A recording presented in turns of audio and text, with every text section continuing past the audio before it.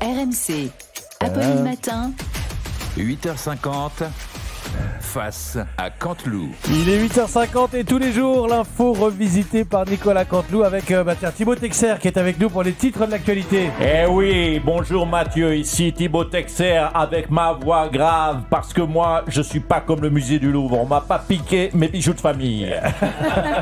Allez, c'est parti pour les titres. L'info du jour, c'est le monde à l'envers. Nicolas Sarkozy incarcéré à la santé qui sera isolé des autres détenus pour leur éviter à tous une mauvaise fréquentation.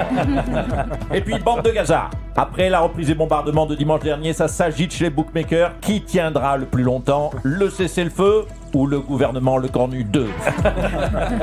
Et puis, on revient sur ce braquage à Paris, en plein jour, à l'Assemblée nationale, où le butin s'élèverait à 14 milliards d'euros de hausse d'impôts selon le budget 2026. Merci Thibaut. Nicolas Sarkozy rentrera aujourd'hui en prison. Toute la semaine, il a reçu des visites amicales. Édouard Balladur, qui est notre invité, lui a rendu visite hier. Oui, bonjour Monsieur Béliard. Bonjour. Et le baise-main, c'est pour les chiens? Ah, Radio Monte Carlo.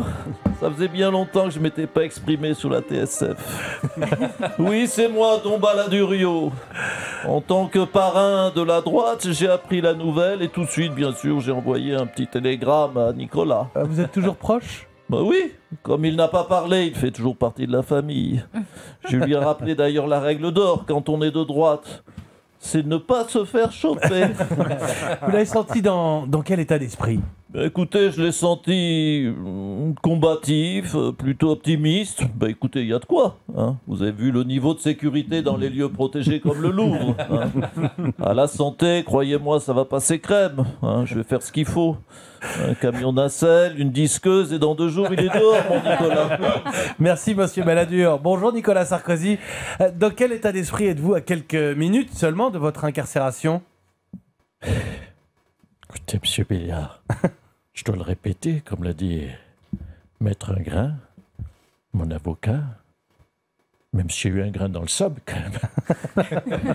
J'ai pas peur de la prison.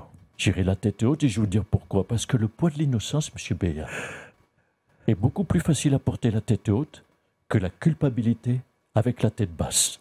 Oui, parce qu'après, sinon, ça tiraille un peu dans les épaules.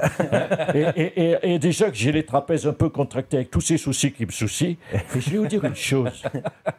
Je suis sûr que Jésus-Christ, en portant sa croix, il se sentait exactement comme moi. Oui, Jésus, je pense qu'il avait les trapèzes contractés.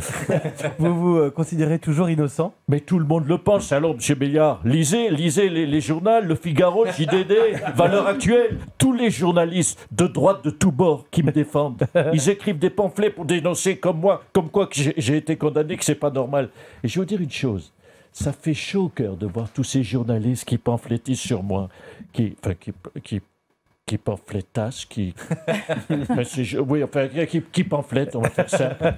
Et quand j'aurai prouvé que je suis innocent de toutes les choses dont je suis coupable, je vous garantis que tous les producteurs d'Hollywood, vous verrez, M. Béat, vous verrez, M. Demanche, M. Texer, et monsieur, je ne connais pas tous. Je vous garantis, tous les producteurs d'Hollywood voudront faire un film sur moi. Un film sur moi, oui, une biopsie. Ah, vous voulez dire un biopic ? Monsieur Béard, je trouve ça humiliant pour les auditeurs que vous repreniez à chaque fois tous les mots à propos de quoi que je dis. Vous faites exprès ? Non, mais je vous pose la question. Parce que si vous ne la posez pas, vous ne la poserez pas.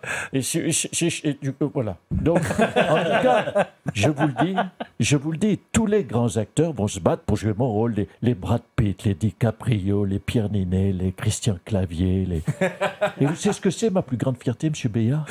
C'est d'avoir placé dans la même phrase les mots DiCaprio et Christian Clavier.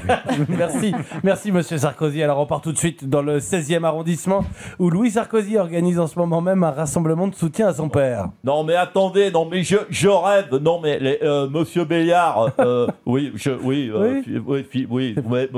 l'ai reconnu. Ouais, mais il y a je suis quand même professionnel en termes d'imitation. Oui, je suis. Bon, si on veut bien dire son nom à la radio pour reconnaître Philippe Martinez, vous savez, c'est bon, vous l'avez. Bon, voilà, oui, mais je suis plus. Ouais, bon, enfin. Alors écoutez, les manifs, donc je connais, hein, je suis quand même ceinture noire, 9e dan de manif. J'ai quand même été, faut le rappeler, 8 fois champion de France de mobilisation. Je suis quand même le Mozart des rassemblements. Hein. Mais là, excusez-moi, une manif dans le 16e.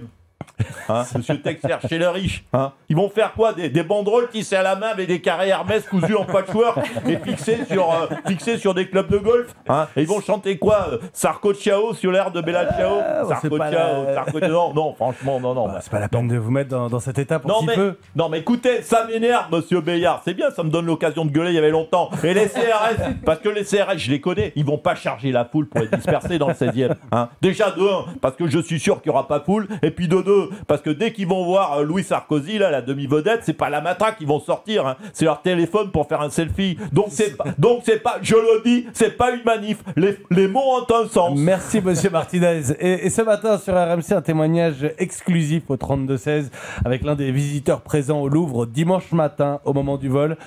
Bonjour Gilbert, racontez-nous. Oui, bonjour.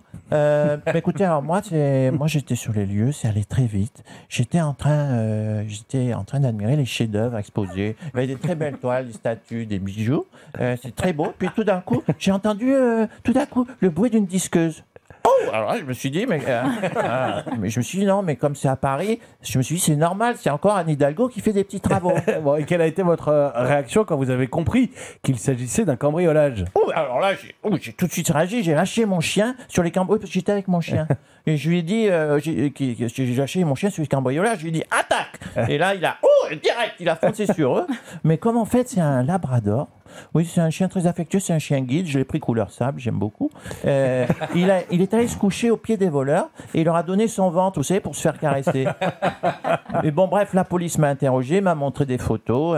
À un moment donné, c'est vrai que j'ai eu un doute, mais non, j'ai pas réussi à identifier formellement les visages. C'est pour ça qu'aujourd'hui, les voleurs, ils sont toujours en liberté. Merci Nicolas Canteloup, face à Canteloup qu'on retrouve dès demain à 8h50 sur RMC et à tout moment en podcast bien entendu. Le temps est venu de reconnaître et que moi, François Hollande, je suis un tombeur, allons. Le temps est venu de reconnaître. Pourquoi c'est trop théâtral, chérie?